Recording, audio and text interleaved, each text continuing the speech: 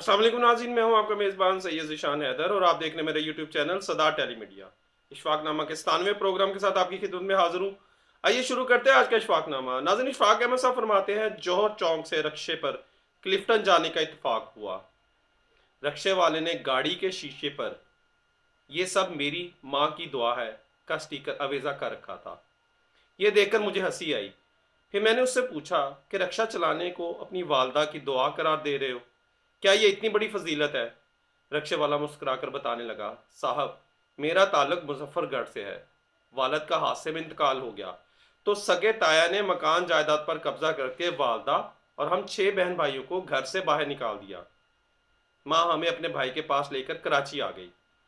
चंद दिन बाद बेगम के कहने पर मामू ने भी माजरत कर ली तो साथ वाले मोहल्ले में बैठक किराए पर लेकर वालदा ने लोगों के घरों में काम करना और रात गए तक सिलाई मशीन पर मोहल्ले वालों के कपड़े सीना शुरू कर दिए।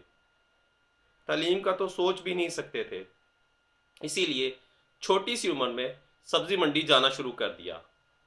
सब्जी और फलों की लोडिंग अनलोडिंग करवाते और टोकरी पर फल फरोख्त बेचते नौजवान हुए। फिर कंडक्टरी शुरू कर दी। इस फील्ड में उस्तादों और ड्राइवरों की मार खाते खाते जवान हो गया और फिर किसी का रिक्शा चलाना शुरू कर दिया। फिर पैसे इकट्ठे किए, कमेटी डाली, फिर किस्तों पर अपना रिक्शा ले लिया। इसकी किस्तें ख़त्म हुई तो 2 रिक्शे किस्तों पर ले लिए और भाई को भी सब्जी मंडी से हटाकर खुद अपने साथ लगा लिया। तीनों भाई मिलकर कमाते रहे। वालदा से सिलाई मशीन छुड़वाई। छोटे भाई को पढ़ाते रहे कि जो हम ना बन पाए उसे ज़रूर बनाएंगे कुछ। भाई ने एमबीए किया, उसे बैंक में नौकरी मिल गई। उसने जिस माँ बैंक से गाड़ी लीज करवाई उसी माँ अपनी कोलीग से शादी की और हमें छोड़कर चला गया। अब कभी कभार आता है। हम 3 भाई रिक्शा चलाते हैं। 2 बहनों की शादी कर चुके हैं। मेरे 3 रिक्शे मजीद हैं जो किराए पर दे रखे हैं।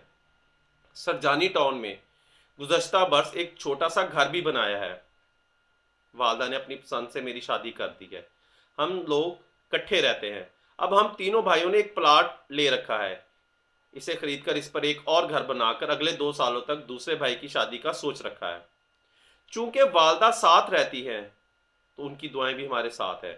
तो उम्मीद है कि अगले 2 सालों में छोटे भाई का घर और उसकी शादी दोनों एक साथ हो जाएंगी। ये सब माँ की दुआ ना समझूं तो क्या है साहब।